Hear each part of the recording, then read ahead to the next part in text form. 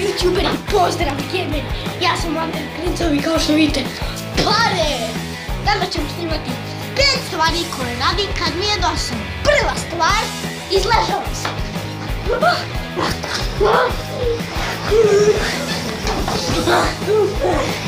Druga stvar je udaram vrata. A treća stvar, kad mi je dosadno, naravno, bacam se.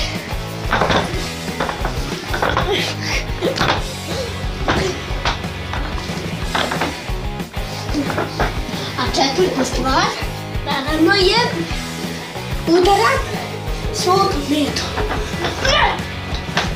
Telekineza. A peta stvar je najbolja.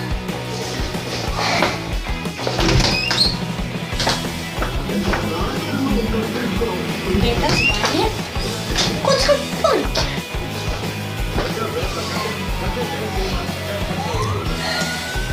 Ti si glup. Za šta mi šalješ da sam bila? Da. Uzet ću neku lovu. Sad je. Selfie. I to bi bilo to.